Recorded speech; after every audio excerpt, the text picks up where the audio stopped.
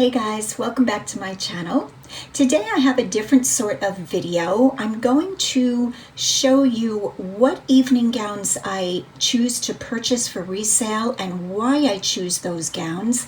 I'm going to show you a lot of detail of gowns that I've picked up and have sold and what price points they brought. When I go to a thrift store, what my thinking is when I'm choosing a gown, and then the whole journey of bringing that gown home, how I photograph it, how I care for it, and how I prepare it to get it ready for resale and to ship it out. And I hope you enjoy this video.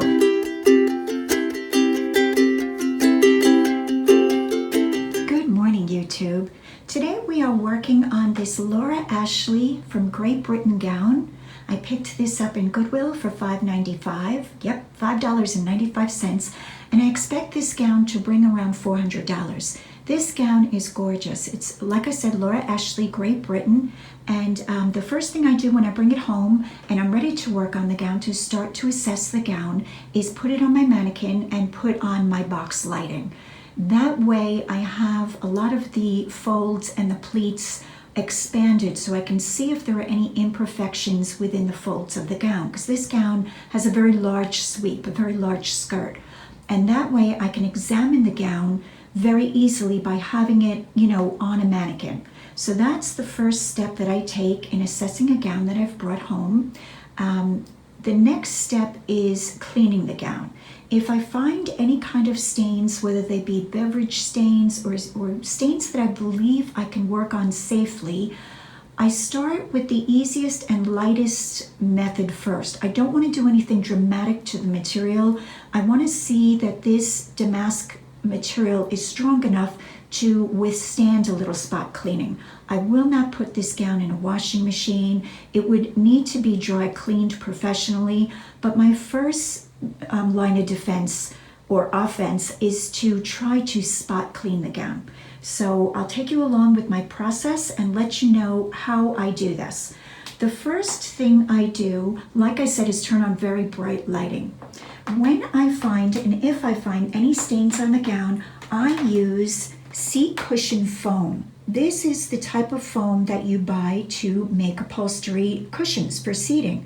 I have found that this cushion foam or sponge is very lightweight. I actually have a piece of it in my hand here, and this is what I use to clean delicate materials. I also use this sponge material for a lot of other cleaning purposes. I brush off things like cowboy hats that are the felted wool. I use them for suede shoes. I use this with the Martin's balsam paste to apply the balsam to my leather shoes before buffing out. So this sponge has been great. I picked up this whole seat cushion. This will produce probably over 100 of these little sponges. The first method that I usually use is a little bit of Dawn dish detergent, just a drop, on this sponge, and I dampen the sponge. I don't apply the Dawn drip right to the dress. What I do is I work the Dawn into the foam. So I just work up a little bit of this foam, and then I apply the foam to the stain, just like that, just a little bit of light foam. And I allow that foam, that Dawn detergent foam, to just sit on the material. This way I'm not oversaturating the material, because sometimes satin or silks will get a water ring. This prevents that from happening. This dress is in gorgeous condition, but it did have a few drips down the front of the dress, which I believe was a beverage stain. Now that beverage stain could have been on this gown for quite a while. I'm not sure the age of the gown. I think this might be vintage. I'm going to have to research that. But the foam will sit on the dress almost like a dry cleaning method. Not dry cleaning like take it to the dry cleaners, but a non-wet cleaning. And then when that foam has sat there for a few minutes, I take a very clean credit card type material, I scrape the foam off, and then I go about just lightly dabbing a new clean sponge that has been dampened with just water, just to take out any soap residue. Behind the dress on the mannequin are paper towels. I protect it with paper towels so that if any staining comes through the back of the dress, it doesn't redeposit itself on the surrounding area, but goes to the paper towel. So already this method is working for this dress. I have a few stains to work out, but I think we might have success with this. If the foam on the sponge method does not work, sometimes I apply a tiny drip, we're talking the size of a pinhead, of the Dawn and work it out again with a clean sponge. If the Dawn detergent does not touch the stain at all, I go on to more severe, we'll call it destaining treatments. You always want to make sure that the material can withstand the treatment you're going to use. So if you're in question about it, I do try it on the underside of the hem on a very small spot to see how the material will test. Once I know that it's okay, then I go on to a more severe cleaning method. So with this dress, a few of the spots, most of it came out with the Dawn, but a few of the spots needed something a little bit more powerful. And that's when I used this product, OxiClean Laundry Stain Remover, but it's the chlorine-free version. I think this version has a bleach version too, and I would never put bleach on this dress. So with this, I spray 1 drop. If I'm afraid I'm not going to be able to get 1 drop out, I use an eyedropper. That's how crazy I get, because you don't want to ruin your potential profit of $400. With that said, the stains are coming out, and very happy to report that. The wearer, the bride, hopefully, I'm hoping this dress will be worn in a wedding, will still need to get this dress dry cleaned. It has been in storage a while. There's no smells, it's beautiful, but you'd still want to have it dry cleaned, and I will disclose that in my listing that I highly recommend that, but it's up to the buyer. So those are my ideas and my thoughts on taking care of and bringing a gown into the best sellable condition for the most money. And I'd love to hear your tips. If you guys have any tips you've been successful with on cleaning high-end couture clothing or silk clothing, I always love to hear what people are using. I love photographing gowns. They're so beautiful when they're well made, and the details are just a joy. This has not been steamed yet. I'm just taking preliminary photographs. One of the ways that I show gowns to the best advantage is to stuff the sleeves and any bows with tissue paper. So the sleeves that you see here have tissue paper, 3 pieces apiece in each sleeve, and the bow has quite a bit of tissue paper in there. I also expand the skirt to show the width of it or the breadth of it. I actually have my couch pillows under there. It helps to show the amount of material and just the girth, the width of this skirt, the sweep of it, just beautiful. After preparing the gown and fully steaming it and photographing it, I did list it. I listed it at the $3.99 mark and ran a sale at 35% off. Shortly after, I received an offer, because I did put best offer on this gown, of $195. With summer slowdown, once in a while I will receive and accept lower offers, which is not most common in my store, but once in a while I do accept lower offers, and I accepted an offer for $195. So it was a great rate of return or great profit on a dress that cost me under $6. Really happy with this dress. The way I pack a gown of this sort is to stuff anything that can be stuffed with tissue paper. So the first thing I do is lay the dress on its front on a large table or surface. I then stuff the sleeves and the bow with tissue paper, and I also lay folded pieces of tissue paper inside the gown with it laying down on its front. I then fold the dress as carefully as I can with the tissue paper on the inside and put additional tissue paper inside the folds of the dress. Collectively, I'm going to say I probably have 10 to 15 pieces of tissue paper in the dress, and I try to fold it as gently as possible without causing any creases. I then place the dress inside a clear bag that I buy from Walmart. They are considered recycled trash bags. I cut the pull tie closure off of the top so it just looks like a clear plastic bag, and I tape that shut. I then place a gown of this sort either in a box or a large poly mailer, depending on the style of the dress. and I ship it out. So that is how I prepare a gown and photograph it and clean it or take care of it in any way and get it ready for resale. So following are a few gowns that I've listed and sold. Most of these will be solds, just to show you what kind of gowns I pick up. So these next few photos will be gowns that I chose to purchase through thrift stores or estate sales. And the reason that I chose these gowns would be because they either had high-end details, superior workmanship such as hand beading, feathers, appliques, and the quality of the fabric was excellent. I don't have a tendency to pick up gowns that are sold in mall stores, prom gowns that are very massively produced and of very cheap quality. This first group of gowns were gowns that I chose to purchase through Goodwill, actually. They were donated from a bridal boutique that I believe was either downsizing or going out of business.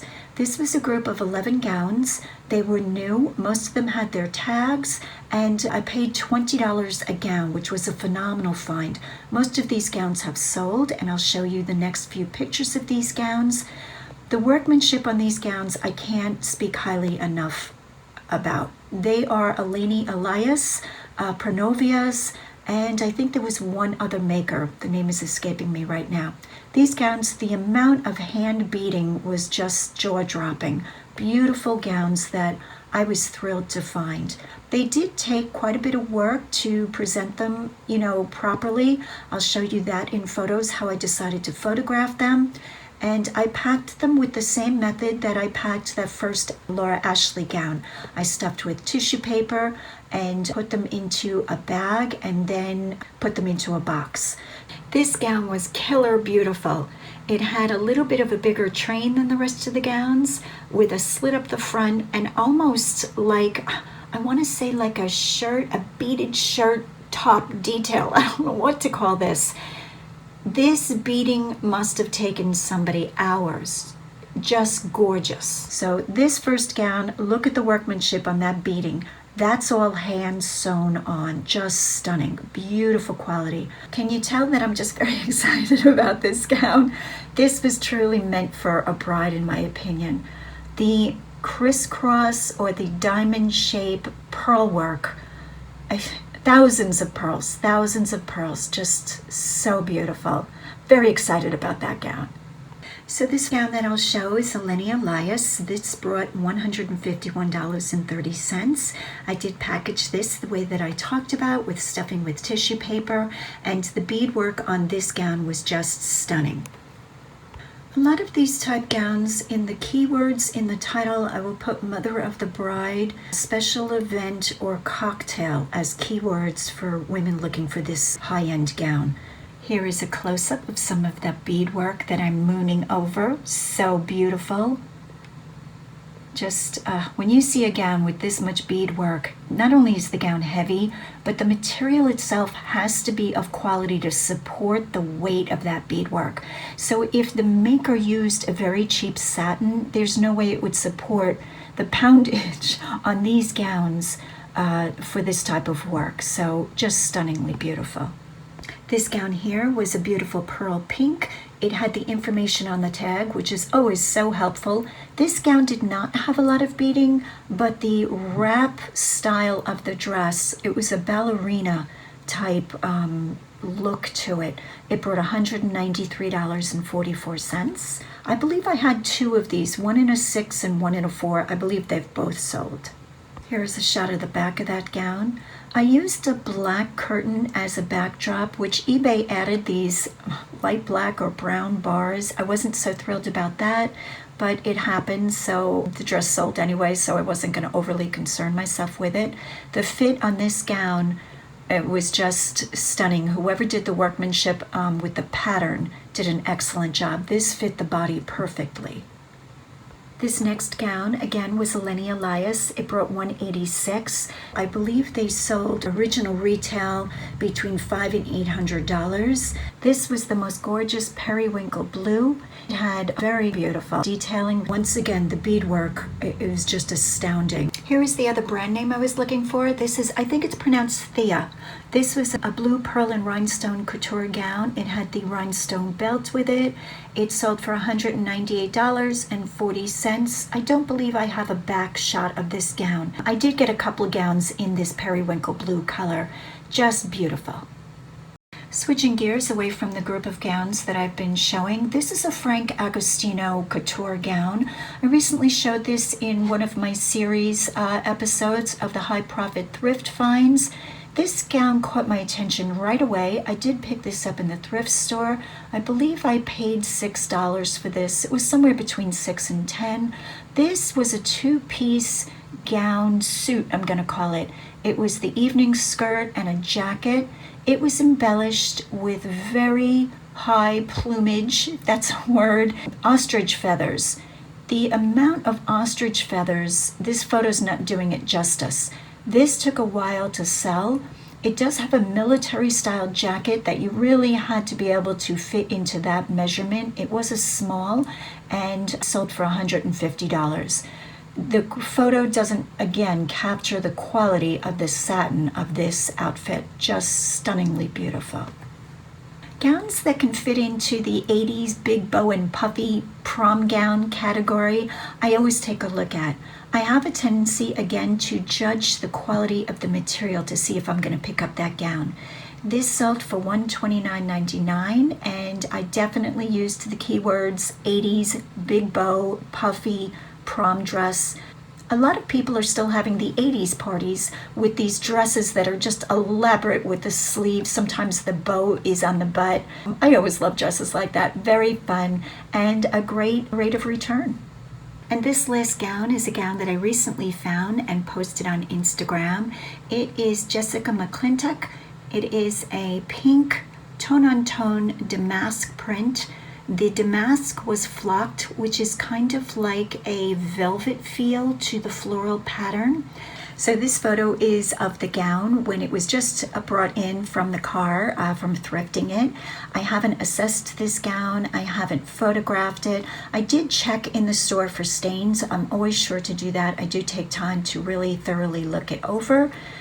Let me just say that one of the main things I look for in a gown is not only the quality of the workmanship and the fabric, but I look to see and try to judge ahead of time how much work it's going to take, how much time I'm going to have to spend with the gown.